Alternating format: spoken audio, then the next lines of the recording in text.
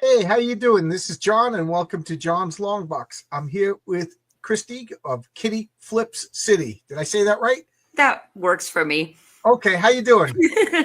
I'm good. How are you? Good, good, good. It was fun. Yesterday, she reaches out. You think I could come on your channel? How about tomorrow? Yeah. So Yeah, and I was very agreeable. yeah, So easy. yeah, Shortest booking ever. yeah. I've been just so bad about booking people, so it just worked out. It worked out. Yeah, I've gotten more and more bold asking if I can go on people's shows and talk to them Yeah, and say hello to their audience. So I don't mind asking. you have to. Yeah. You don't get what you don't ask for. Well, exactly. That was something too. I did think, when I started kind of making my rounds, meeting new people on their streams and everything, I thought that I would be invited more often. So I kind of sat back for a little bit. I'm like, oh, nobody's inviting me. I'll just go ask. Every once in a while, I'm just like, does anybody want a guest? And then every once in a while, like I need guests, and then I get a whole bunch of people. And it's funny because like people like I could only come on like next Thursday. I'm like, dude, I just asked, and now like 100 people, and then people get mad because I can't accommodate the exact. Sorry, I'm not. Yeah, well, that was something when I decided to start doing a stream was, I'm just going to have a scheduled day and time. If the people can't make it, oh well. Yeah. And I'm not going to pre-record or anything like that. It's going to be live. I pre-recorded a few times when I knew I was going to be out of town or something like that. Just because people get used to. Oh, John does streams Wednesday, Thursday, Fridays at 7:00. So it's easy for people to break a habit. If I don't stream at 7:00. Right. So I'll pre-record something if I know in advance. But what was I going to say about asking? I just ask people to come on my channel, and a few people are like, well, how did you get like Mark Millar or Jim Shooter to come? Just ask. It's way easier than you think. Right. A lot of comic book people are, Jim Shooter wants to, he'll talk for hours to anybody. You know what I mean? Nice. And it's like the secret is once you get, like I say, once you trick one person, then you bring them up. Oh, I just had Mike Barron on my channel. Oh, okay. And then, I just had Chuck Dixon on my channel, and then I had Jim Shooter. I had J.M. DeMatteis. I had Mark, once I got Mark Miller, it's just like, everybody's like, oh, can I come on your channel? So nice. You got to trick one big name to come on. And then you got to make sure that they had a good time because you link that, like, oh, you want to come on my channel? Katie Flips was on it. And you show having a good time. Right. You know what I mean? Well, I've never thought of like working the angle of they had a good time, usually backstage. Because I do ask, is that fun for you? And they're like, oh, that was a great show. But, who's really going to tell you that really sucked and I'm never coming back? That's one of my big reasons why I like to have a camera and see your face. Right. Because I'm not good at a lot of things. Matter of fact, I'm not good at most things, but I'm good at conversation. Like I could, ever since I was like a teenager, sneaking into bars as a kid, back, in the way dark days when it was only 18 to get into a bar, you could sneak in when you were 14. And I would sit down and I would listen to the adults and listen to their conversations, look at their faces, repeat back the words, and you get good at conversation. It is a skill. So like a few people got mad at me that I was like, you got to turn your camera on because I don't know if they're having a good time or not. I want to be a pleasant host. I don't want it to be a dud. Nobody wants to watch. I mean, some people want to watch two people antagonistically go at each other, but I don't want to be that host. So, right. So you watch their face and you can tell if it's going good. And then some guys are, excruciatingly shy, and that's not their fault. They try to promote a comic and they just like, they'll tell me, John, can you just help me out? I got to promote this comic, but I'm not good. So that's when you see me talk, the whole time, and they're just nodding. Yeah. Well, a good piece of advice to give those people as well is just keep doing it and you will get more comfortable. Oh, watch my first couple of videos. My best friend said, I'm not watching your channel. Your best friend. Well, let me ask you this. Have you gotten comfortable with watching yourself back? Because I still don't like it so much. I've never watched any of my videos. I watched I watched one video to see if I've improved. I'm like, okay, but I other people will tell me I improved, not me, but I can't watch myself. Yeah. My Well, friend made a fan film, a Black Panther movie, and I was the big bad guy. I was the mafia thug, okay. and we screened it, and I sat there like this. I didn't watch it, and people are like, "Yeah, John," they actually got like a T-shirt made with my face on it, all angry and everything. My big line was, "Shoot him, shoot him! I want him dead, dead!" And I don't know if I never watched it. I can't watch it.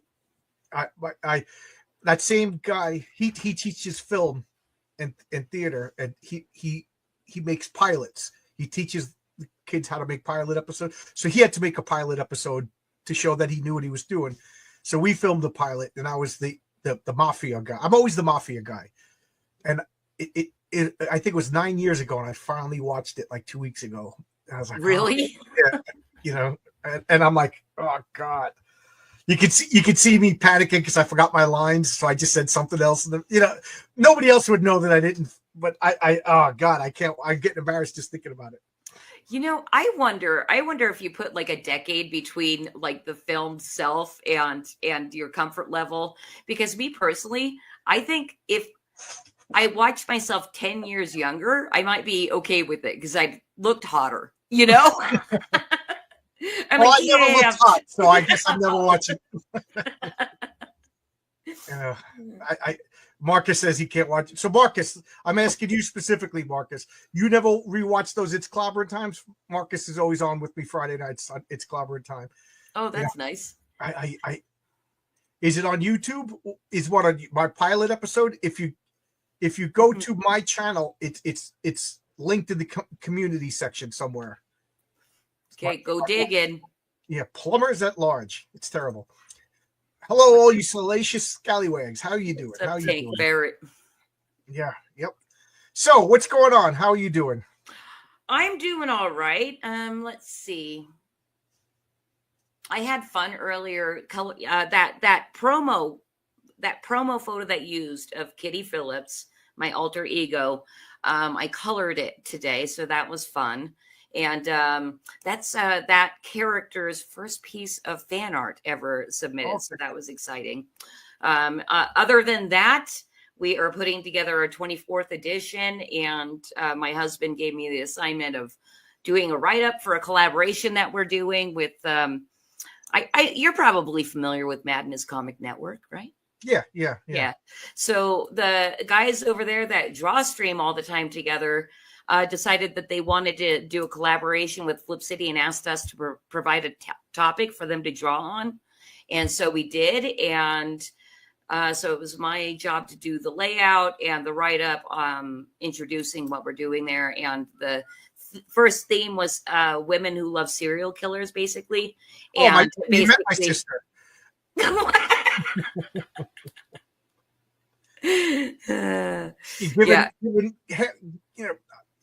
Given like if you put 1,000 men in the room, she will find the biggest legally in trouble person. Oh, I know, bad. I don't understand those women. And she's got 5 daughters, and like you go to their house, and they're all in pajamas, eating popcorn, watching like a Jeffrey Dahmer documentary.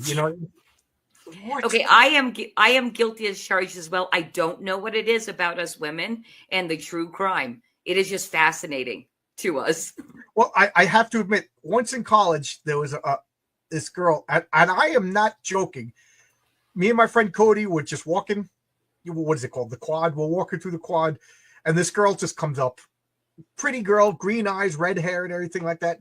And I'm not joking. I saw red like signals going off. Like I don't just, and I just said this girl is trouble, and she's flirting with Cody, and she says hi to me, and I say hi, and then she leaves, and Cody goes, "That girl is so much trouble." He goes, "I'm not telling you, not to pursue her." I said, "I'm not joking. I saw red." She comes knocking on my dorm room about 2 hours later. "How come you didn't hit on me?" And I was like, she goes, "You're the only guy that hasn't hit on." She was like obsessed because I wouldn't hit on her.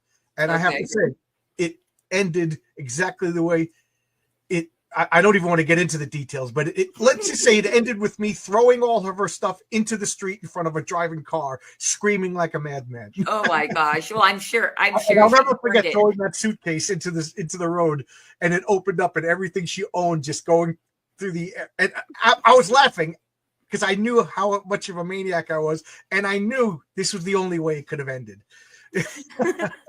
Well, I've heard about those redheads. You know, I That's think they're the line in my comic called they're in the danger zone all the time, automatically.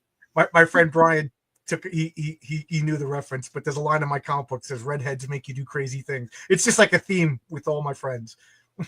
Right. Okay, But so it's not the point being is that my sister, I'm just as bad as my sister. Okay, did your wife hear that? She's a redhead too. Oh, gotcha. See, I didn't know that was the effect of redheads on men, though, that they just make them crazy as well. I didn't know that. I just want to answer this. The Black Panther fan film, it was on the internet, but Dan took it off the internet because he's embarrassed by it for whatever reason. And he has an Iron Fist.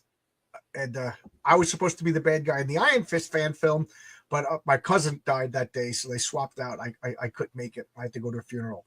So she didn't die that day. It was just the day of the funeral. So there was that, and that was the last thing he ever made. But no, and he won't not put it on. He gave me a DVD of it, and I can't find it because I'll put it on the internet. But there you go.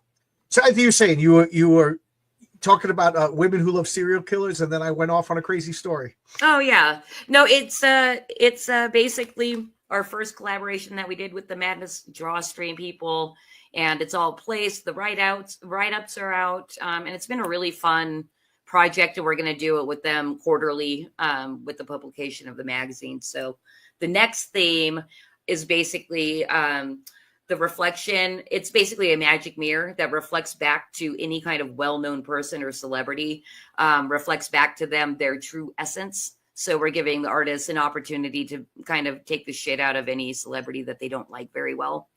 And that'll be in volume 25. Okay. And that's this Flip City magazine? Yes, flipcitymag.com.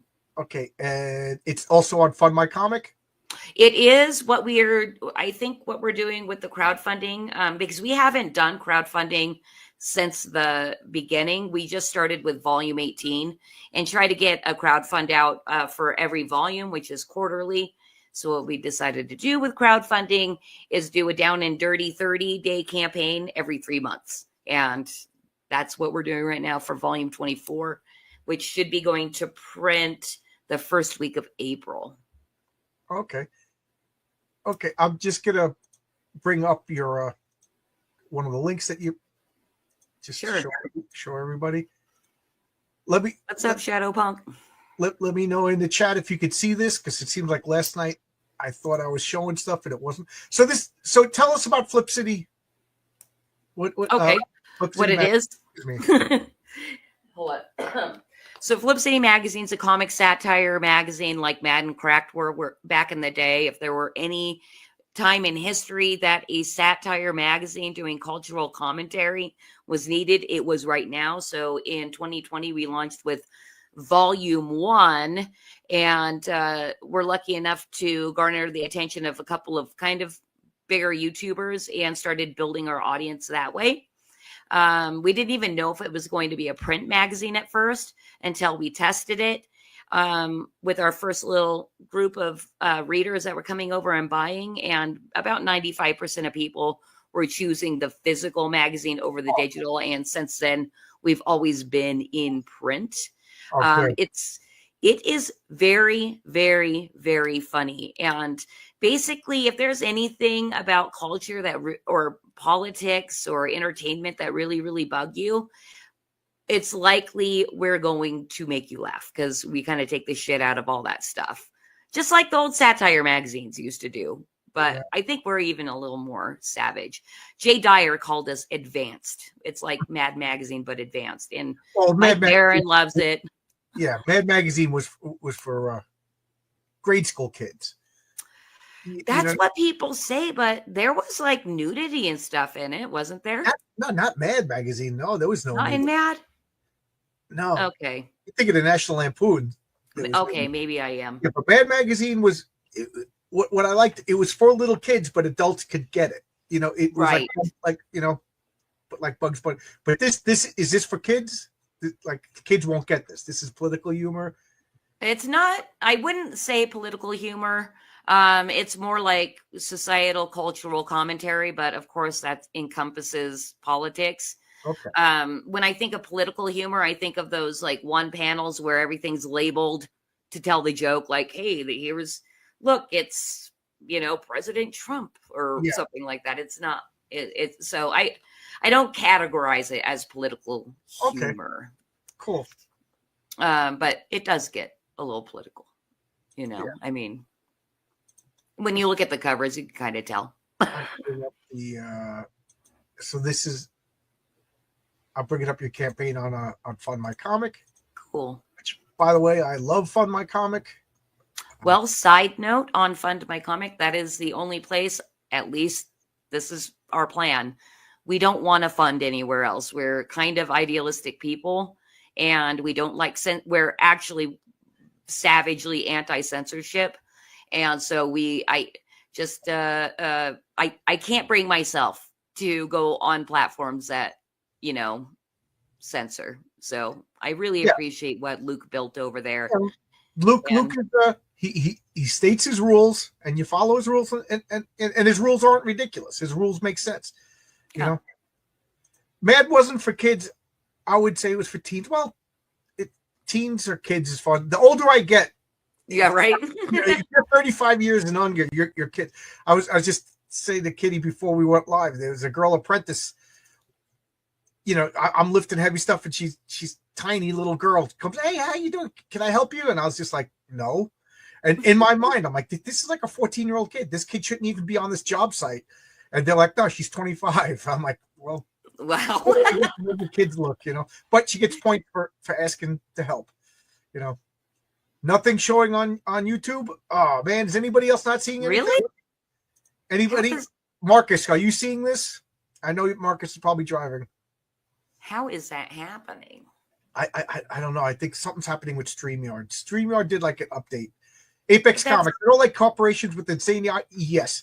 For those of you who don't know what we're talking about, Indiegogo would you make a campaign on Indiegogo, and then they wouldn't promote it, and they would hide it. So unless you had a direct link, so a couple of guys that I'm very friendly with, I couldn't back their campaigns until they gave me a direct link. Now, I don't say you don't want to do business. And then Kickstarter famously jettisoned a few people from ideological, not because anything in their comics. I'm talking about comic books. You know what I mean? But Luke doesn't do that. Luke just doesn't want to see nudity. Like when you go to the page, he just doesn't want to see nudity or curse words on the front page. He goes, whatever you have inside the book, and that's fine. It was fun. Yeah, sometimes it takes a minute or two to load up, Gordon. I don't know what's going on. Yeah. But well, hope you guys can see it now. Yeah, they're saying that they can see it. So I'm looking at your campaign. So you can get 18 to 23 6-pack. Yeah, I put those ones up there because so many people that back crowdfunding campaigns haven't met Flip City yet. So I put them at the top so people could catch up. Guaranteed, like that 6-pack is going to give you days of entertainment. Because do you have all of your issues? Because I'm just hearing the first time. I mean, I've seen you around and I've heard the name, but this is the first time I'm actually seeing it. Yeah. If I back, this is how I got it back right here because I got to get everything. Because that's why I made that collector's pack. Well, so you can basically cobble it together by getting the collector super pack and the 6-pack. And if you wanted every single edition, you would have to.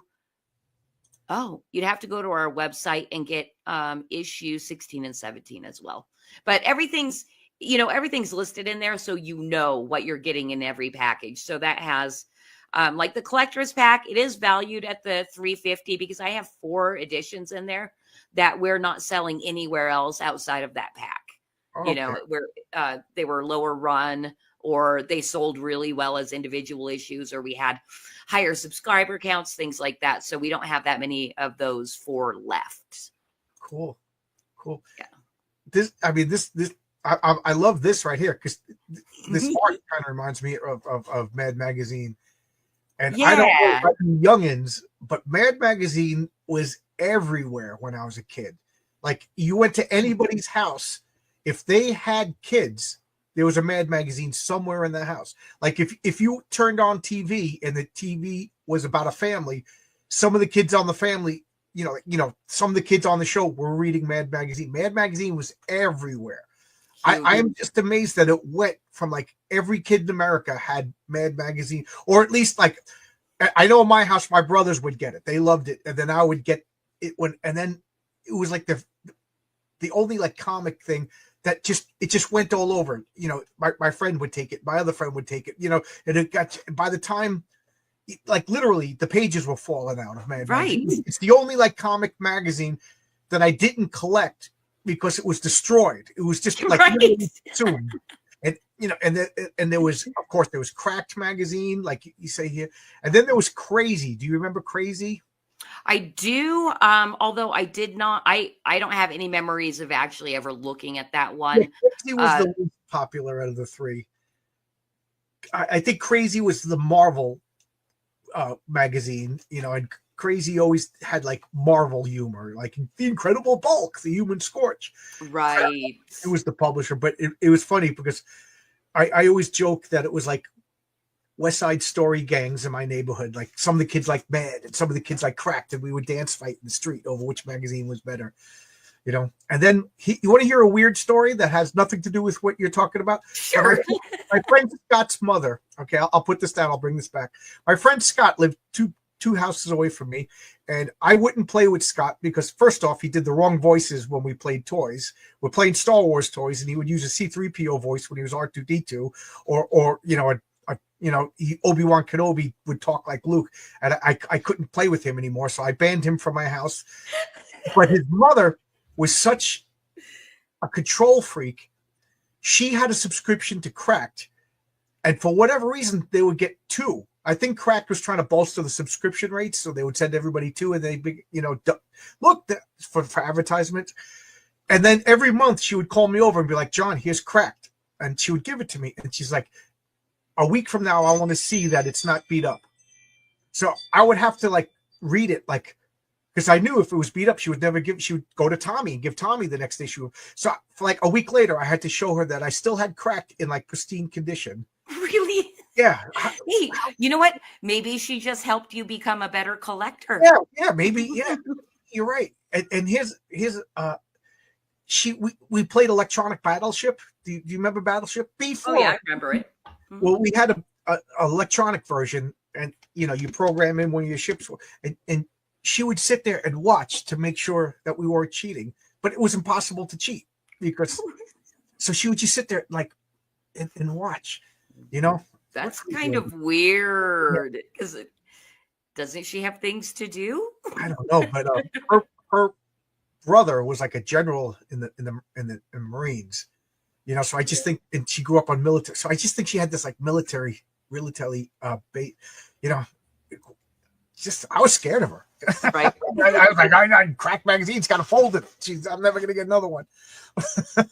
Yeah. Hey, can you bring up Shadowpunk's question or thing? Doing comic skate mudslinging in a book like this would be fun. The more insult, this would be a place for comics drama, So I do want to address this because we actually So I don't agree. Because that's so niche, except for we did do a 2-page thing of Ethan Van Sciver versus Ripa, and it's called Van Shyster versus Eyesore. And it's very, very funny. It's 2 pages. And apparently, because that's the thing, we don't know a lot about the Comicsgate drama, just that it is. And, you know, and so we boiled it down to like the most basic thing, made jokes, and apparently, according to Mike Barron, he said that was a perfect parody of what is going on. And it wasn't mean-hearted. It wasn't mean-spirited, but it was a little bit spicy. Anyway, you can find that in volume 22 if you want to see what Flip City has to say about Comicsgate. It's funny that you said that, because I immediately think, you know, I try to stay drama free. A couple of people keep trying to draw me into it, and I'm like this close to saying something, and then I'm like, nah, it's bait. But it would be funny to address it in a humor magazine, like with little, you know, style and panache. But at the same time, it is niche. Now that you made me think about it, like the guys at work, when I told them I was making a comic book, they were all excited. And these are normie guys. These are, you know, guys who, when they were 12-year-old, 14, they bought Flash and stuff like that, got married and, you know, have kids and whatever. They're like, oh yeah, I used to really love comics. So they were all excited that one of us was making a comic book. And they were all like, yeah, it should be about the construction site and all the goofy stuff that happened. I'm like, oh, great. So I could sell this to 14 people. Right. And they were like, yeah, you know what I mean? But they all got like right away, let's make it like, so we're small guys, you know what I mean? I got to make this so that everybody on the planet wants to buy it, you know? Right. But, you know, well, I include stories about construction workers in a future issue, but that's not what it's going to be about. But you're right, though.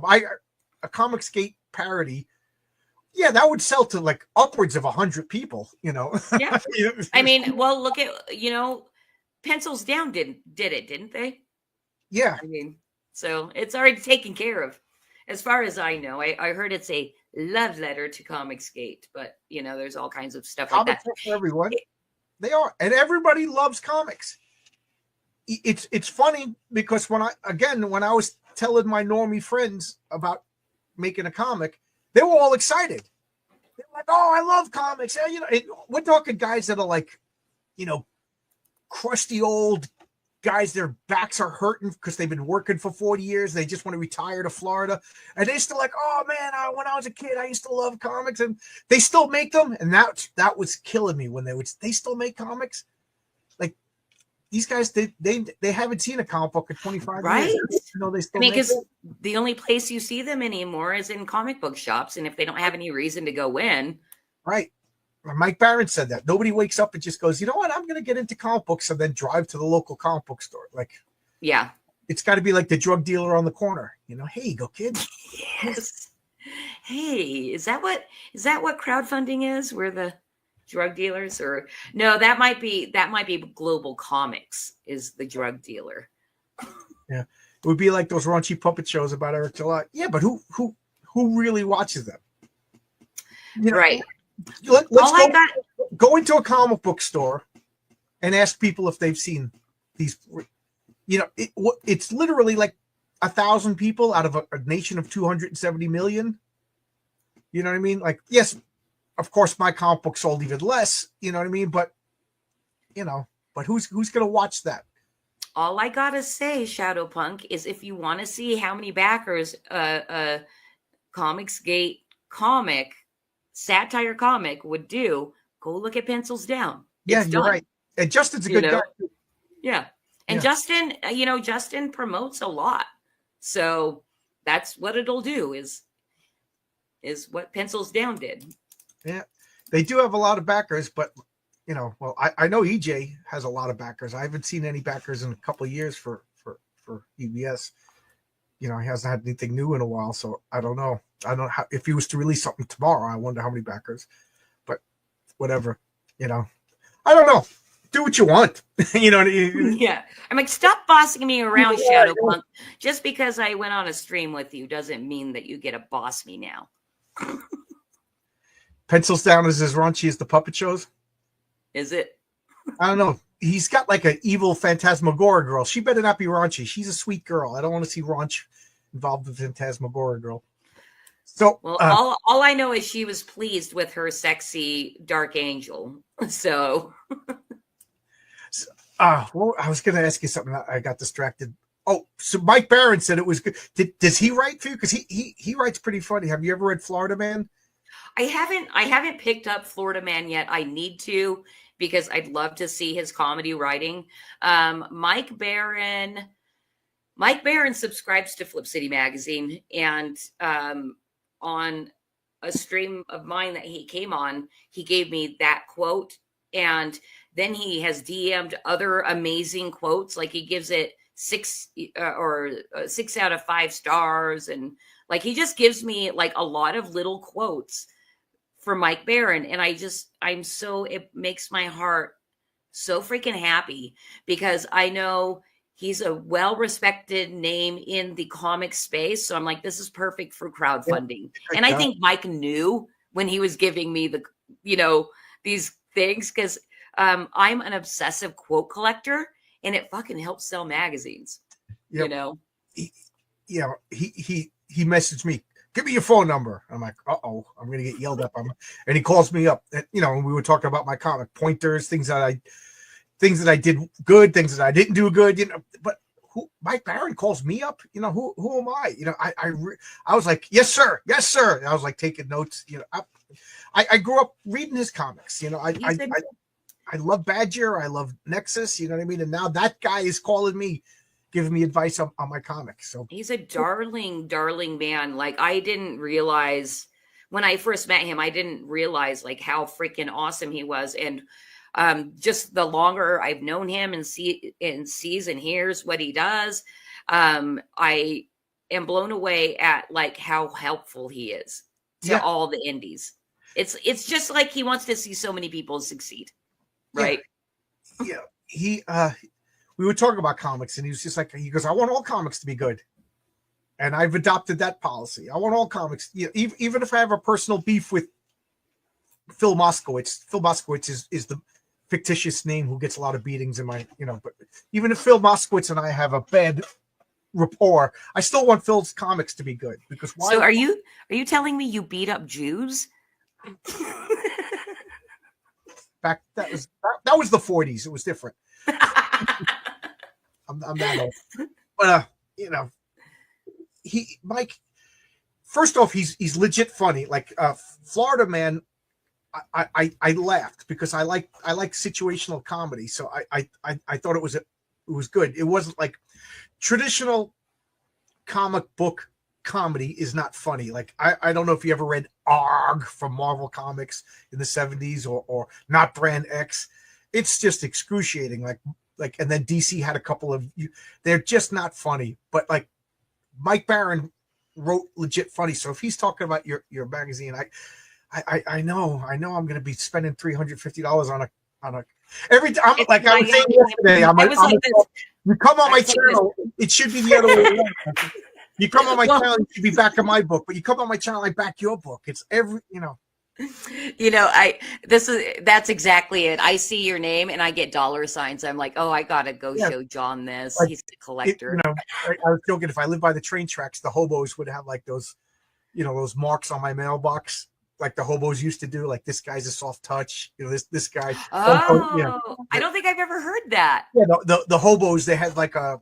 It's funny because when I moved across the country, I would take trains and buses around the whole country whenever school was out, and people like, you're a hobo, like, okay, we got 3 weeks off school, $45 on the Greyhound. I could go to Seattle. And I would just live on the bus, go to Seattle, walk around, get back on the bus, go to Montana, you know what I mean? Instead of getting hotel rooms, I would just sleep on a bus and stuff. And then when I bought a car, I would literally just sleep in my car. I've never been to Montana. Go to Montana and just talk to people. Next thing you know, people inviting me to their picnics. I was just like that weirdo. Well, so that sounds my friends would call me a hobo, so I started memorizing the hobo symbols. Well, that's fascinating. I bet you had so much fun. Oh, it was so much fun. And Marcus Kellegrew, I wouldn't fight this guy. First off, I'm recovering from a broken neck. I'm not fighting anybody. So, hey, Ray, how you doing? Good to see you, Ray. I haven't seen you in a while. Yes, respect the Jews or a golem. It's funny that you said that. I'm like also obsessed with golems. That's just like, people ask, what's your favorite monster? And everybody always says like vampires or werewolves. Golems are my favorite monster. Oh, hey. They're even a monster. I guess they are a monster. They're a monster. John, are you a conspiracy theorist? I feel Oh, like you I are. don't believe them, but I But you love, love them. yeah. Okay, you have to come on my show because I have a conspiracy corner. We should, Okay, after we're done here, we'll book for you to absolutely. come Yeah. visit me. My new favorite conspiracy theory is Tartaria. Me Oh too. my God. Like, I don't believe it, but I freaking love it to the point there's I made up a character. I have a comic. We're working on a comic called Eddie is Doomed that, it's slightly related to Heroic Tales, but it's about a kid who gets a kid. He's 35 years old. He has to move out of his father's house. His father's retiring. He has to go get so his world is ending. And then he goes to the comic book store and it's Crisis on Infinite Earth. So the continuity of his comics is ending. So everything is crashing down on him. Eddie is doomed. But one of the fake characters is the Caesar. So I was just like, yeah, he's like Namor. And then Oscar was like, okay, so Caesar. So he's like a Russian underwater guy. And then I was like, he's a Tartarian. So he's going to be quoting the mud floods. You have destroyed my undersea kingdom, So Yes, that's going to be awesome. Batman is Jewish too.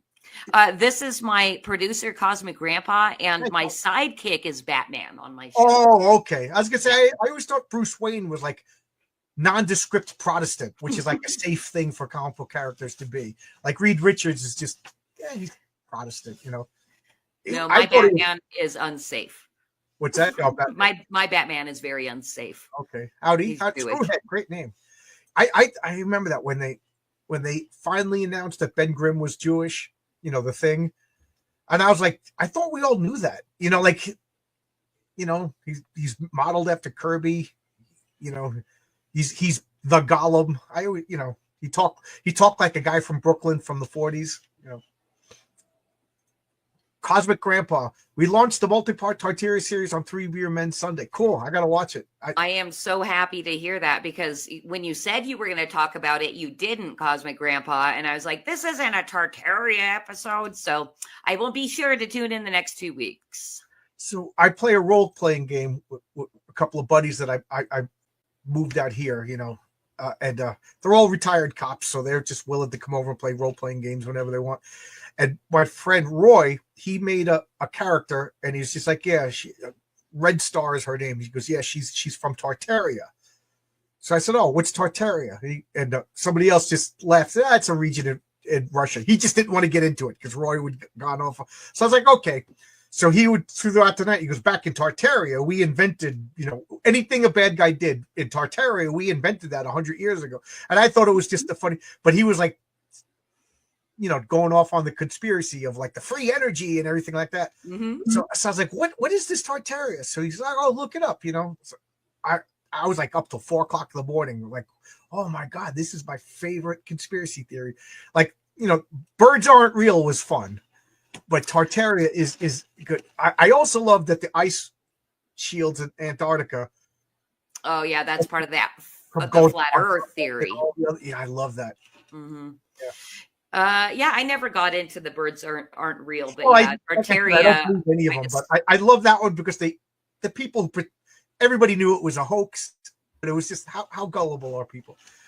I got boulders of mud flood matter of fact, when I went to Seattle, have you ever been to Seattle? I have never visited Seattle, surprisingly, because I'm West Coast. I'd go up there, back in my hobo days, and I'd went to Seattle, and I went on a tour of old Seattle. They have did you ever see that show, The Night Stalker? No. Kolchak, The Night Stalker. Well, it was in the 70s. He was like Monster of the Week. He was a reporter for like the World Weekly News with conspiracy theories with monsters and stuff like that. You would love it. But the pilot episode, he fights a vampire in the tunnels in Seattle. And the tunnels in Seattle is old Seattle in like the 1890s. There was a mud flood and it covered Seattle. So if you go to Old Town Seattle, like where all the brick buildings are, all the ground floors are the second floor. The first floors are underground because literally a mud came. So there are mud floods. And apparently there's a lot of places in Europe where the first floors are underground because mud floods. Mud floods, Yeah. But I don't know if it's enough to wipe out the greatest most advanced civilization that have ever existed, but it's still fun. Yeah, well, what they did is for the people that didn't get wiped out is they took them and put them all in asylums and then stole their children.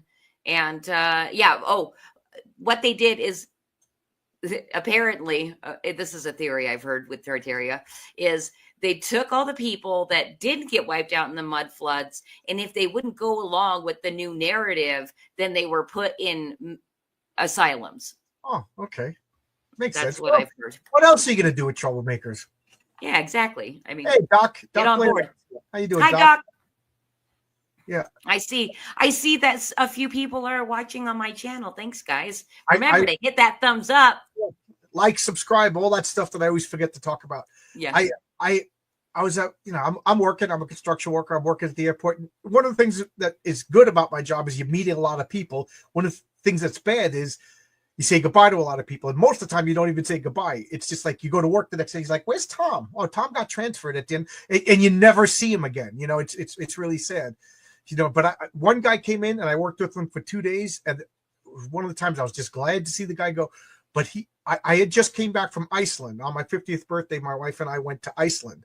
And one of the things in Iceland is the two tectonic plates are spreading apart. And there's a trench forming. So over here is the North American tectonic plate. Over here is the European tectonic plate. So I was saying to my wife, I go, it's kind of sad that I finally get to go to Europe, but I'm still in North America. And the tour guide said, oh, come over here. And then we jumped and he goes, now you're in Europe. So I was like, cool. And then we went down to the trench. He goes, you're touching North America and you're touching Europe. That's how close. He says in like about 1,000 years, it's going to split so much that the ocean will come in and then Iceland will be broken into two. But anyway, I'm telling the story That's at work. really cool. And the guy I'm working with is just like, and you believe that? Like, that's how we started the conversation. And I'm like, yeah, I was there, and he goes, oh, interesting. Turns out he's a flat earther, and he was just like anything I said about Earth being round. He was just like, oh, CGI. Yeah. And he was just like I'll argue with anybody, but like, I could just be like, no, that's not true. No, I make a comic called Flip City. No, that's not true. You don't do that. That's CGI. You know what I mean? Like, you can't argue with right. like that. Well, didn't you know this is the Matrix? You're not making that magazine. Right. So he heard me talking on the phone to another friend. I had a game night. So he showed up at my game night at a bar. Like, I can't tell him not to come. It's a public bar. So he comes in, sits down, and we're all playing board games. And he's just like, hey, John, this is it. So I'm like, all right, we're playing board games. And he starts going, he had a couple of drinks, and he starts going on about the flat earth. And my friends are nerdy guys, so they don't want to be confrontational. But one of my friends, he programs satellites for the Weather Channel. So he goes, oh, that's interesting. And he takes out his phone and he starts showing them. And he goes, where do you want to look? Paris? He goes, what are you showing me?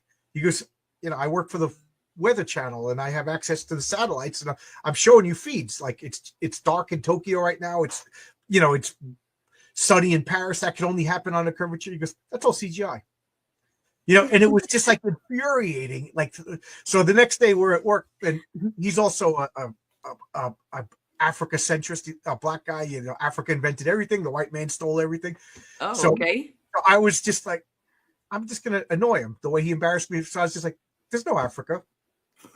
And he's like, what are you talking about? I go, there's no Africa. There's no such thing. There's no Africa. Have you ever been there? Because I was just using all of his arguments against him. And he's like, he's opened up his phone. He's like, the pyramids. He goes, those pyramids could be in Nebraska. I don't know. I've never been to Nebraska either. And he was getting livid. And then finally at the end of the day, I go, you see how stupid you sound? And then the next day I never saw him again. So that was fun. Okay. Anyway, I love conspiracy theories. I'll talk forever. Do you? Anything flat earth is tough. I love those underground bookstores in Seattle. Yes, like literally underground. Like, you go to the I think it's Woolworths in Seattle, and you go to the first floor, underground, and the windows are all broken and everything like that. And there's like old rocking chairs and like a mannequin with like an old dress from like the cowboy times because they just left it the way it was. Like, it's really cool. It's kind of spooky. And then they have wooden water pipes. And there's holes in the water pipes. They don't use them anymore, but back in old Seattle, the water pipes were wooden, and if you paid the water company, they would come and bore a hole and screw in a wooden pipe into your house. He goes, but then, homeless people or whatever, because it was underground, the bums, they would come and knock out holes, get free water, and then there would have to be a wooden guy put little plugs, and you'd have to measure the hole. It was a fun, big story. Yeah. Which had to do with Flip City. See, and then that goes right back to like you being a hobo. Yeah. You can tell me more hobo stories. Yeah, I'll tell you hobo stories. One guy wanted to set me up with his daughter. I'm on the bus talking with this guy for like 18 hours. He's like, come meet my daughter. I was like, okay, yeah, Never happened though, but I just think it's funny. Guy wanted me to marry his daughter after sit next to him on a bus for 18 hours. Wow.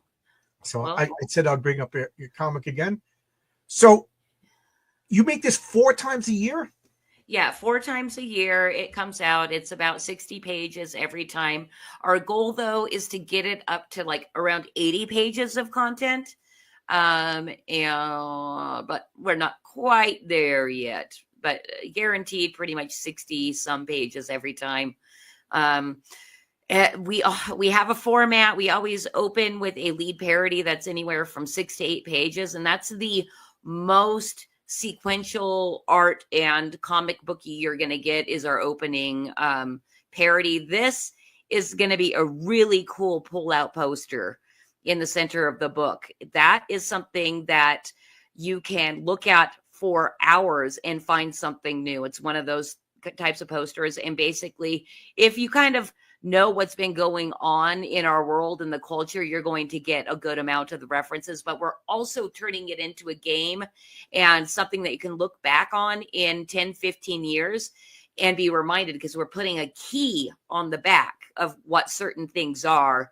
So, 10, 15 years down the line, you find it and you're with your grandchildren and you might want to show them how crazy the world was. You pull out this poster and say, these things really did happen.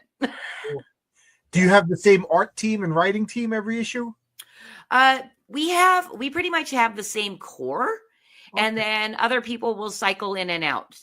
So like, for example, I was telling you about the Madness collaboration with the serial killers. Those are all brand new contributors for volume 24.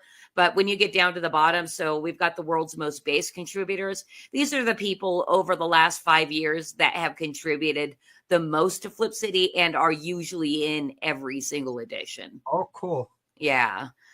So Dave McDowell there in the lower left corner, he's the one that did the cover of the Taylor Swift. Do you write, or are you just the editor or publisher? I'm pretty much the drum pounder and business manager. So I am pretty much public relations and business. I do a lot of the finding and organizing and all this kind of stuff. And I'm the networker, but I also, and customer service. I'm pretty much the only one that talks to customers because I'm very, very good at it. Yeah.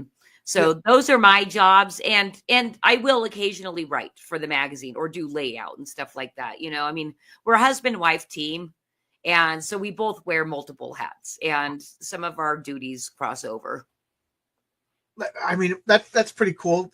Let the writers and the artists do their stuff, and then you handle all the business, which is admittedly a lot of the crowdfunding stuff. Like, I'm not that good at business. You know what I mean? Like, I'm making a comic book. I'm like it or not, I have to be an art director now. Like it or not, I have to be a publisher. It's a lot of things I didn't realize I had to do when I started making the comic. I would love to have somebody else be my business guy, I know. I keep telling my husband how lucky he is, and he knows it. And he says thank you, and he knows it all the time. But by the way, when you were asking about me doing stuff, I was meaning me personally. Scott, my husband, writes about 85% of the book and also illustrates in the book. Okay, too. cool. So it's not that we're just publishers or whatever. It really is his, it's his magazine. It's our magazine because I help too. But he has main editorial control of the entire thing and writes about 80 to 85% of any given edition. We take submissions, we do a lot of commissioning, and we've started to get more and more writing help. We're finding the people that we think are hilarious and kind of write in a style that we like to publish. And so that's beefing up over the last year, is our writing contributors. Yeah, writing comedy is tough. I tried, and it's just not funny. You know, at least mine is not. It's like, it's all timing, and it's hard to get timing in writing. So, you know, I think that is something, and I also tell Scott all the time, like, how impressed I am with his comedy writing, because it's rare that you find something that is supposed to be humorous that is actually really all that funny. And like, for example, Doc Blaylock, he said this is the first printed material that's made him laugh out loud in more than a decade. And it's true, you know, and we hear it all the time. People laugh out loud, and that's exactly what we wanted from Flip City, is like to be riotous. To make a comic book that's legit funny, and to make a comic book that's legit scary are tough. Like I think he can make a comic that's like drama or exciting and stuff like that. But comedy and horror is all timing, and that's really, really tough. I'm trying to do some scary stuff in a future issue, but we'll see if it works. You know, but I'm steering clear of comedy because I like to think I'm funny in person, but I don't think I could get it. You know, well, I mean, you have so many more tools when you're in person. You have your body and your facial expressions and the tone of your voice, and you know, all that kind of stuff that you don't have in written form. So I'm trying to think of the last comic that legit made me laugh. I can't even remember. Well, I can't wait for you to get that collector super pack so you can open some up and laugh. Yeah. You know, I mean, Mad Magazine, but that was a kid. What a shame. Mad Magazine I just remember, like, I think Mad was like one of the first victims of political correctness. Like, it just gutted their humor. They couldn't, if you can't be a little bit offensive, you know, there's a difference between offensive and just like mean spirited and gross, you know. But Mad was like, I don't know. I never believed that Mad. Maybe I was a little kid and I didn't notice, but I never thought they took sides. Like, they made fun, whoever was the president, they made fun of. You know, whoever did that stupid, they made fun of. And you know, and then it just like, it became like inoffensive, like the political correctness. It got involved in it, and then they started doing reprints, and I knew that was the end. They just started reprinting old material. Yeah, they hired young editors, you know, bossing the old people around, you know, and it just, you know, started getting shittier and shittier for exactly what you said, political correctness. And that's why we had to do Flip City. It was something that broke Scott's heart, basically, to see how mad and cracked he just got flushed down the toilet. Yep. And he realized that had to come back. And of course, I married my husband because he makes me laugh, and multiple other reasons, you know, but, you know, I think a lot of women want a man to make them laugh, but I did not realize how funny he was until, you know, 5 years ago when we started this. I'm like, holy shit, you're hilarious. But at the same time, he would probably bomb at stand-up. You know, he would not be able to do stand-up comedy to save his life. I did it once, and oh my God. You did? I'll try. I'm pretty brave about new adventures and stuff like that. So I did a stand up, and everybody was like, "You're gonna be so good." Because I'm in the back room talking to people, laughing, blah blah blah blah. And then I got on stage, and I was just the worst. Like I didn't even talk about it for like years. It was so bad, you know. I felt like crying. You know, it was so bad. That's hilarious. I wanna just note that Fat Marker said Mad was awesome over on X. I'm assuming that's the Flip City magazine. X. Are you streaming to X? Yes. Oh, okay. Well, I don't know who it is. And do you know who Fat Markers is? Nope. Anyway, a lot of new names lately. So thank you, all the new names. Yeah, I'm streaming on Facebook, YouTube, and X. Okay, fantastic. Well, Fat Markers, if you're still out there, check out Flip City Magazine, please. It's flipcitymag.com. And we have a live campaign going right now. And that's at fundbycomic.com/flipcity24 if you want to check it out and back us. We need help. We need help keeping the politically incorrect comic satire magazine alive. You know, we're doing this indie, unlike, you know, Mad, who had a lot of power behind it. You know, we're publishing the new Mad independently. So help us. That'd be cool. Yeah. It looks really good. I'm glad that there's stuff like this coming out. I every once in a while I get embarrassed that I'm hearing about, because I've seen you around. I think we interacted on Twitter a few times, and I didn't know anything about this magazine until yesterday when you're like, I got a magazine. Well, really? You know, the internet is freaking noisy. Yeah.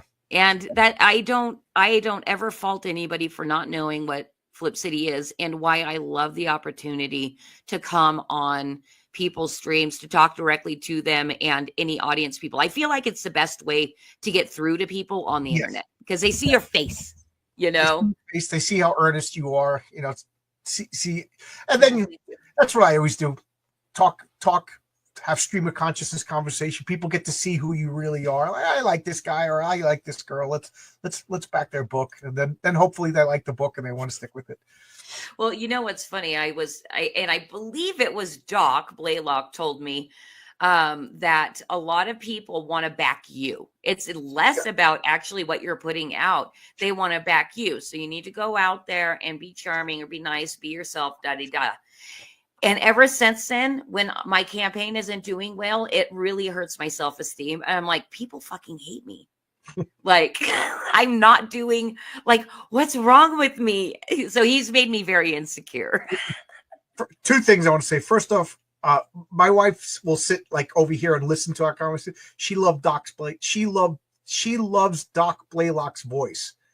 Oh, She's it like, is. You gotta Great. book that guy again. That guy's got such a great voice. He should be like voice acting with that voice. Second, I know what you mean, and like I said, a lot of the guys at work, like, you know, like I think I got like 300 backers between Indiegogo, Fund My Comic, and Kickstarter, which I very grateful for my first campaign. But I got like another like 80 backers from guys at work. But out of the guys at work, they didn't read it. They just like the idea that and it kind of hurts my feelings, you know. I'm like, oh, you know, they made a big show, like, oh, could you sign it for me? So I take it out of the bag and I autograph it and stuff like that. And they did so a couple of days, like, what'd you think of the comic? Oh, I didn't read it. I just wanted to support it. And I'm like, well, then I shouldn't have made a comic book. You know what I mean? I should have just, you know, I should have just made a poster book or something. We're supposed to read it. You know, that's very funny. I have one subscriber. Actually, we've got a couple of subscribers. I've got one who's been with us since the very beginning. So he's been with us for 5 years, and we touch base about once a year.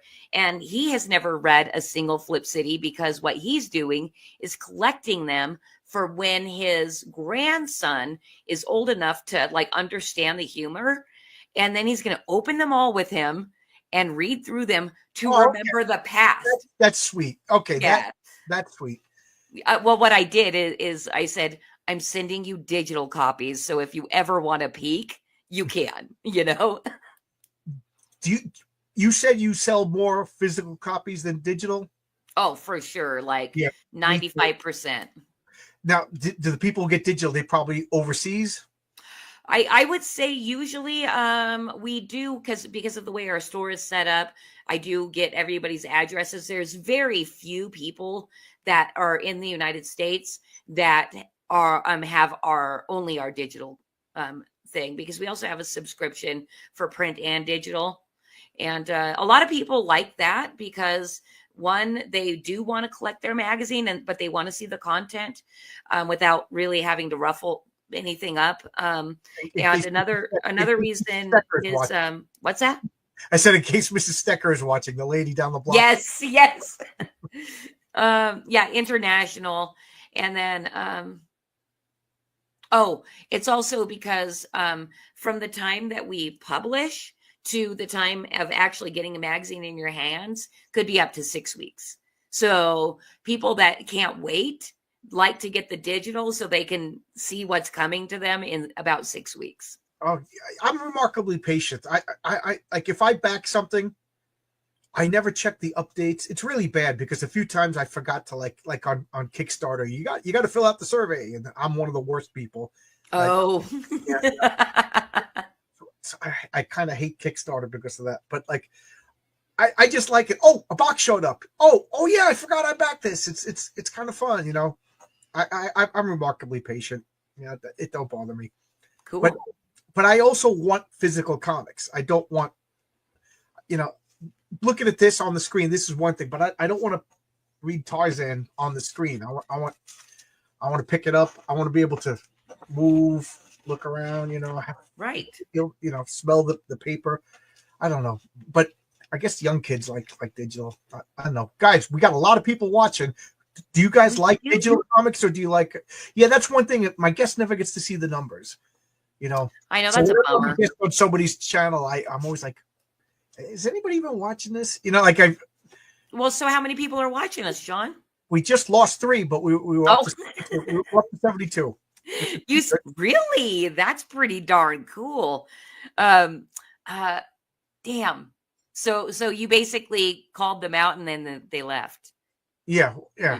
You shined the spotlight on those 3. No, I was just asking, do you guys agree? Do you like digital comics? Do you like physical comics? I'm pretty sure it's going to go. Yeah, Alex Johnson says, I prefer physical comics to patience is a virtue. Yeah. Like, yeah, I know it. Like in the indie sphere, everybody's late books, and there's some truth to that. There comes a point when it is obnoxious about late books, but for the most part, it doesn't bother me. Like, I think, like, it hurts. It hurts the creator more than it hurts the fan. It's like, because like you got to strike while the iron's hot. Like, people are fickle. Like, if they don't, like, it's in your best interest to make them like quarterly. Oh my God, I wish I could make my comic quarterly. That would be awesome. Oh, people like it, and then as soon as they like it, they put it down. They could go right to your website and order the next issue. You know, that's awesome. But like, you get a book, and then 2 years later, you're like, did I like that? You know, so you know, right. I'm trying to speed up. I'm trying to speed up my production. I'm babbling. Oh, Alex Johnson already answered. Trump is banning digital. That's a funny joke. Yeah. Trump is banning digital comics. You know what I was going to say something that I shouldn't say. Oh, just say it.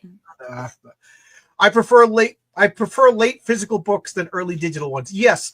A couple of guys that I'm very friendly with, they sent me digital because hey, John, here you go. You know, you're on my channel. Here's a digital copy. The comic's not coming out for 6 months. I hate to say it, but I never open those links. You know, I want the comic in the best pot. Like looking like Martin Scorsese. He's an old timer theater guy. He doesn't want to see a movie in a screen in his house. You know what I mean? He wants to go to the theater and watch his movies or the movies that he enjoys in a movie theater. Right. And if in a perfect world, I would go to every new movie I watch would be in a movie theater.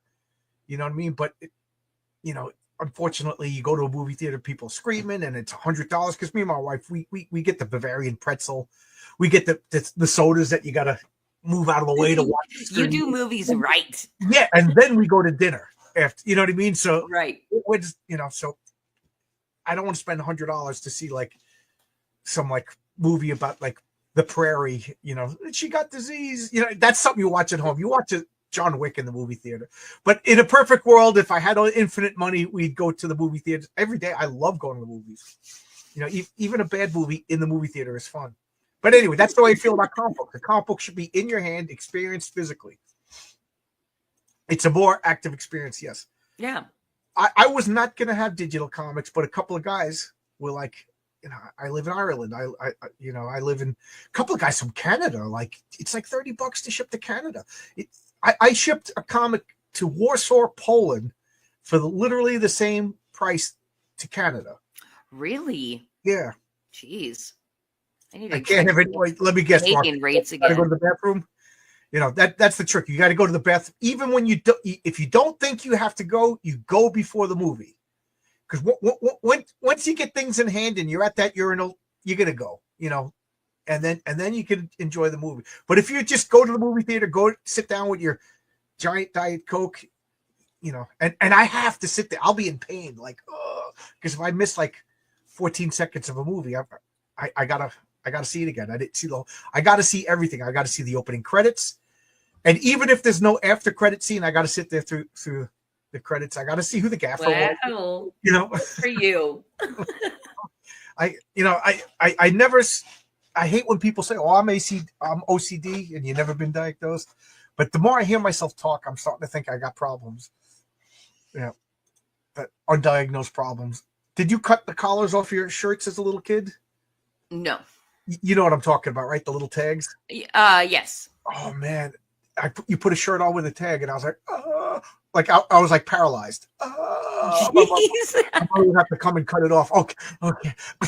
I might have maybe for like the stiffer ones, but it wasn't a thing. I know it was great when I finally found like another friend that felt the same way. I was like, oh my God, and then again, I wouldn't play with Scott because he made the wrong voices for the toys. So I refused to, like, I wouldn't have friends over. I'm like, they're going to make the wrong voices. The Human Torch doesn't act like that.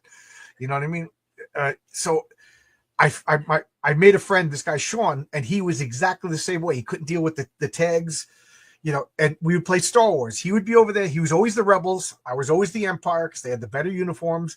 And I would play over here and he would play over there. And then we would shoot back and forth and have a war. But both our parents were like, okay, finally they're playing together. Even though we really weren't playing, but right. Like my mom's like, I'll take anything I could get with this kid. That is hilarious. So you both were a little bit on the spectrum as kids and played in the same way, and he was cool. Yeah. With you, yeah. We didn't fight over like Scott would come over. He wanted to be Darth Vader and Luke. It's like they're not on the same team. How many times are we going to go through this? Luke is not going to be casually walking around with Darth Vader. Well, I have to tell you my Star Wars toy experience. So my brother, I swear he had every Star Wars toy. He got them all. And I always wanted to play Star Wars, but he wouldn't let me play usually because it was older brother, little sister situation. Oh, yeah. But when he would, I would only get to choose one. And it was always Chewbacca because I love Chewbacca. And I thought you were going to say Princess Leia, but Nope. I freaking love Chewbacca. And when my brother was in a good mood, he'd let Chewbacca have a force field so he wouldn't die, so I could keep playing. Yeah, makes sense. Yeah. Nobody wants Chewbacca to die. Right. But he would. If my brother was in a bad mood, Stormtrooper killed Chewbacca, no big deal. And I remember, so Star Wars came out when I was in third grade, and I was one of the last kids to see Star Wars. So, this story, I got all the comic books before I saw the movie. And then when I saw the movie, I was like upset with my comics because they were different. They had the lightsabers with different colors. The boots, they had different boots colors. And I was like, oh, that's how weird a kid it was. But I had all the toys. And again, I would meticulously put them up. Like I would take all the guns and little accessories, and I had little spots for them. My mother's like, I wish you'd clean your room the way you take care of your toy. I actually bought like magic markers if they got scuffs, and I would like repaint them so that nice. And then I gave all my toys to my little brother because like all of a sudden one day I looked at a girl and I noticed boobs, and I was like, toys.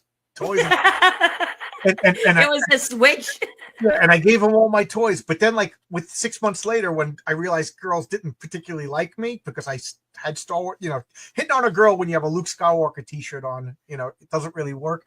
So I wanted to go back to my toys, and my brother was like, he literally put them in the ground. I would be mowing the lawn years later, and what just hit me in the foot? And I'm looking, it's Chewbacca's head. He would bury them in the ground, and then they would get beheaded by the lawn. I'm like, you ruined all my toys, I want to say thank you to DC Miller. I hate Canada Post. Yeah, Canada Post gave me more trouble during fulfillment than Warsaw, than the Philippines, than Germany. More stuff came back from Canada than any other country. But I'd rather pay for physical shipping than digital. So I appreciate that. Thank you. Do you fulfill your own comics? Yes. In fact, There was a short period of time. Our subscriber list was a little bit bigger, but the printer would fulfill for us. And then we decided just to get our own mailing permit from the USPS. And we started fulfilling, like 4 magazines. We started doing it ourselves. In fact, the very first one that we did it by ourselves, I did it all by myself. And by the end, my fingers and wrist are like arthritic, and I complained to my husband, and after that he felt really bad. He's like, okay, we'll ship together. So it usually takes us to get through an entire subscriber list like 2 or 3 rounds of doing it, and then they're all out the door. When you say rounds, like days, weeks? Days. Let's see, if we're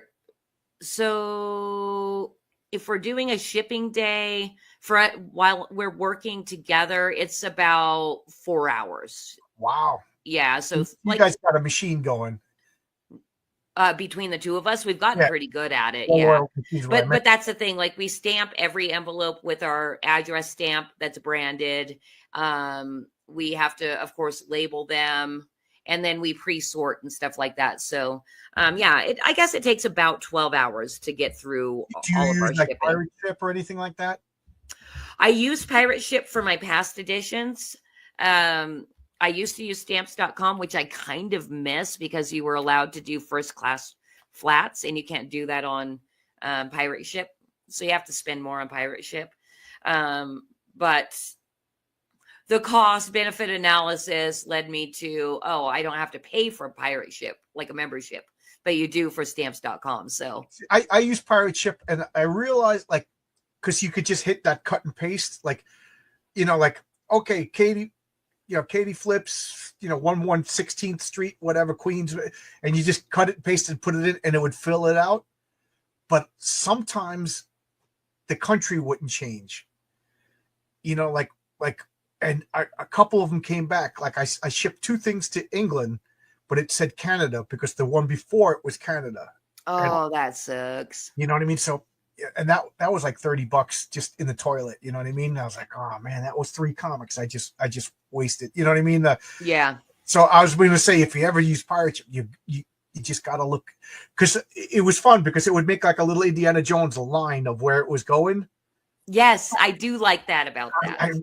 I like that so much. It was, and now 300 packages, every one of them was like, and I'd watch. But I guess I was tired or whatever, but I didn't notice that it went to England instead of Canada. But that's how I checked. I was going to give you a little tip, but you know what you do it. You know what I mean? If it's supposed to go to Mexico, make sure that line's going to Mexico, from New York to, because I live in New York, you'd see that line. But a few times I just messed up. And one guy was just like, I didn't get my stuff. It went to Canada. It was supposed to go to Canada, but it went to England, sat in England for a month, and then took like a month to come back. I was like, oh man, so I sent them something else in the meantime. But that's Pirate Ship. But I was going to say, do you enjoy fulfilling? Yeah, actually, basically I practice gratitude while doing it, because we do it a little bit differently because we're doing it through the we're basically sending out we're sending out periodicals. So we don't have to, it's a different system that you do through the USPS, where basically you prepare everything, take it in, and then because you have an account with them, they withdraw your postage from your bank account after everything gets in. But what was I going to say? Oh yeah. I practice gratitude while I'm labeling. I try to look at every single person's name and be like, oh, thank you, John so-and-so. Thank you. Yeah. Hawaii. I remember that guy. Yeah. Yeah. A lot of time, Well, yeah, that too, because we have several readers that I maintain regular correspondence with because they want to talk to me. And so when I get to their name, I'm like, oh, look, here's this person. That's cool. I started out like, I'm going to write like a little something on each Gemini mailer. That lasted about 4 boxes before I was like, this, I can't keep doing that. But I got to say, I enjoyed the whole, like, putting it in there, printing out the label, sticking the label on the box. I got like Heroic Tales tape that I'd use a sponge and, wrap it up and everything like that. And then I had a big pile down the hallway over here. And the first week was rough because I could only get to the post office on Saturdays. And then the guy at the post office, he was just annoyed that I'm showing up with like 100 boxes and stuff so he said, we'll come to your house and pick it all up. I was like, really? So that was good. Cool. So, I'd put everything like right in front of the garage, and then he would come ring the bell. My wife would open up the garage door, and him and another guy would take. I was like, oh, wow. See, that's the bummer for us. We don't get door service where I live. So I do have to take all that stuff to the post office. I mean, I'm like strangely fascinated with the mail. Like I got to pay union dues tonight. Like when we're done, I got to write out my check for my union dues. You could do it online, but I just like going to the mailbox, it's definitely, like I said, my pet peeve is when people say they're OCD and they're not diagnosed, but I just love the idea. I write down this thing on a piece of paper, put a stamp on it, put it in this box. Somebody takes it, and brings it and think about it. It's only 44 cents to do that. That's really a bargain. Somebody will take this envelope and bring it across the country for 44 cents. Yeah, I think it's 60 cents now. Oh, it's 60. Oh, screw that. I'm going online and doing it.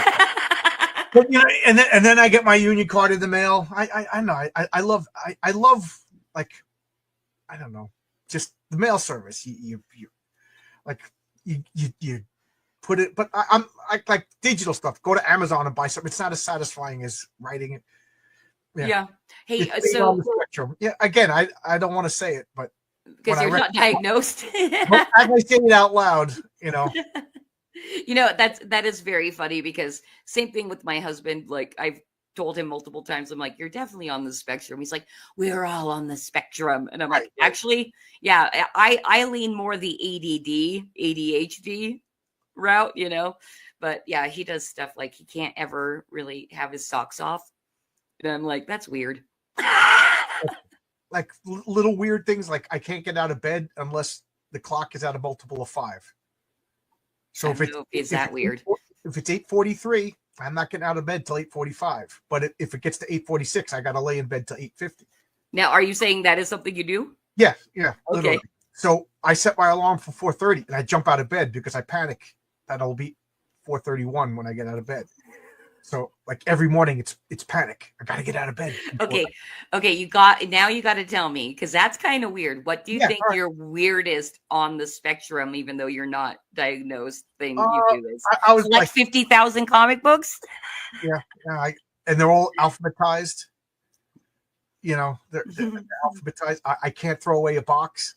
Like if the box rips, I have to tape it up because that box is just doing its best. Like the comics have neighbors, like Heroic Tales. Heroic Tales, its neighbor is Bill Williams' comic Heroic Tales. That's good because Bill works, he's my letterer, so that's a good neighbor. And then behind it is Horace H. Hoover, is Fabrizio Aiello's comic. So I'm like, Heroic Tales, he lives in a good neighborhood. And then I feel bad because I'm gonna make up like a comic, Oh my gosh. This comic is right next to this piece of crap Rob Liefeld comic, and I'm like, this guy lives in a bad neighborhood. Okay. I knew we'd have a good time, but I didn't know that I'd want to reach through the screen and pinch your cheeks. You're so cute. At work, bad neighborhoods. At work, if I have to do this job, I got to take out all my tools that I need to do the job and line them up, and the bottom of the tools all have to be in line. So what do you do in construction? I'm an electrician. Oh, that's my dad and brother's trade. So I'm an electrician. So electricians, we do a lot of different, like, I don't want to sound like hoity-toity, but electricians have a lot of more varied work than like the carpenters, construction carpenters, it's mostly sheetrock. The brickies, it's building brick stuff. But the electricians will put in solar panels. Will literally be digging ditches. So every day it could be different. So we got a big tool bucket of your personal tools. So it's like the boss has to say, today you doing this. So I go get all my tools, and then when I get to where I'm working, I put them and I look at them. Okay, so I need the 3/8 socket set. I did, you know what I mean? And then I put them back in the same, and then people get mad at me because I spend so much time, but I said, you could throw them in a box and you spend 20 minutes looking for that one particular, and then if I don't have the one particular tool, I get so mad at myself. oh, I needed a unit bit and I forgot to get a unit. Ah, you know, it's just stupid. You know, but you know, the funny thing is, all the electricians that I know have some sort of ritual about their tools. So that's not that You bizarre. know, that's funny. Next time I talk to my dad, I'm gonna ask him if he has some kind of Oh, ritual. I bet he does. He's retired now, but he went and helped my brother on a job recently, so he put his bags on again, and apparently it killed his hips because he hadn't worn them in a couple of years. My hips are killing me. Oh my God. I know. How much longer do you think you're going to be doing it? I'm 56. You could retire at 55 and 20. So you have to be 55 years old and have 20 years. So I could retire because I'm 56 and I think 21. Okay, so you're union, but I live in New York. So okay. I'm union. So I live in New York and I just bought my house 4 years ago. So I get a pension, but I think I'll lose like so much pension. Like I think 62, you get a full pension. So every year, so you're eligible at 55, but nobody retires at 55 unless I take that back. One guy I worked with, he worked literally the year he turned 55 was his 20th year, and he retired and he sold his house and he like moved to Alabama. And he's like, I don't care. You know, I'll live in the cheapest state. He goes, I don't like people. I don't like my neighbors. You know, and he goes, I'm just going to go and paint. And he was gone, you know. So if, I don't know. We'll see, because that's the other YouTube thing. I could do this from Alaska, but Alaska's expensive, you know. So we'll find, maybe I'll live next to him in Alabama. I didn't know Alaska was expensive. The cost of groceries and everything like that. Like, okay. I think you can buy a house cheap, but like everything's imported. So right. So cost of living. My wife wants to move to Alaska. I if I could afford it, I'd move. Wow, I've never considered Alaska. I can't deal with the cold, but I don't have to leave my house. You know what I mean? Like, you know, we go food shopping, you know, once a week or something like that. That's it. Right. I'm not a farmer. I don't have to be outside. I could do that. Oh yeah. Hey, John. Also, I just wanted to give you a word of warning. My show starts in. Oh, sure. Yeah, I'm talking too much. Yeah, I don't. No, I'm not.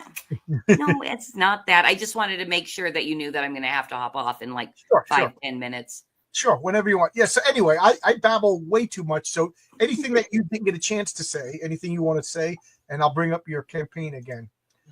Well, number one, I'm super duper excited that you're going to be going and getting that collector's pack when it suits you. So that is cool. Anybody that wants to back the campaign, please do so. You can do that at fundmycomic.com. Look for Flip City. I believe we are a featured project right now. But if you want a direct link, it's /FlipCity24. I love that Fund My Comic lets you choose your ender. So every campaign we're going to do is going to be Flip City 25, Flip City 26. Oh, I didn't know that. Yeah. It's funny because mine, I was happy with it. It just says Heroic Tales. It said Heroic Tales 01. So I thought that was like, you know, I didn't know I could choose it, but that's what I would have chosen anyway. So I just thought it was a happy coincidence. Oh, you know, one other thing too, John, and I know you don't know this because you haven't looked at her website or anything.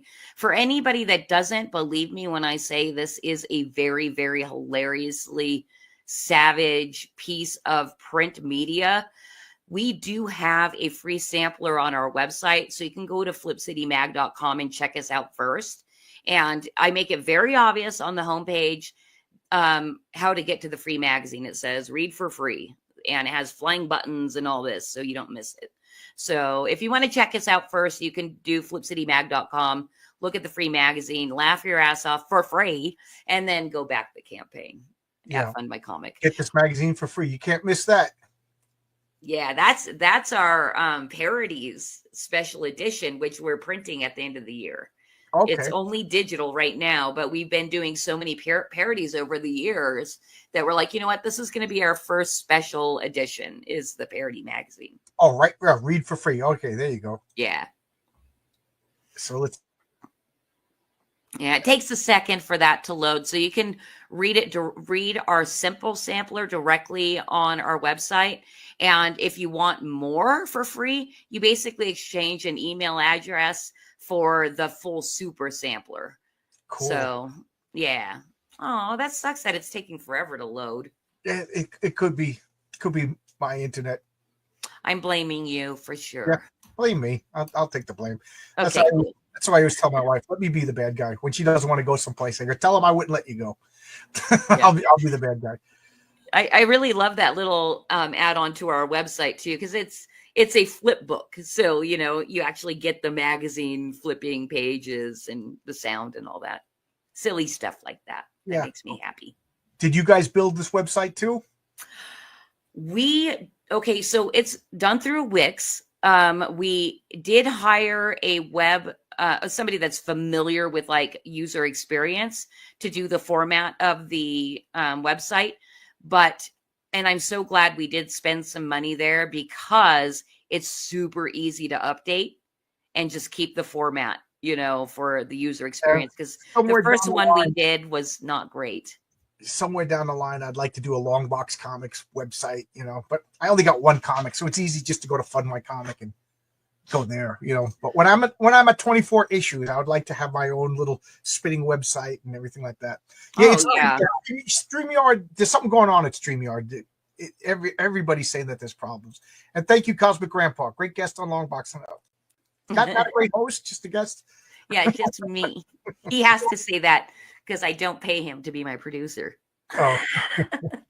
So he's probably hopping in going like, Christy, we got to show TikTok. So anything you want to say? I know you got to get out of here now. I didn't realize, sometimes I talk so much I didn't realize it's been an hour and a half. I know you're like talking so much, you're not letting me compliment you. Thank you so much. If to compliment me, I ain't gonna. I can't. I'm an Italian Catholic from New York. We can't take compliments.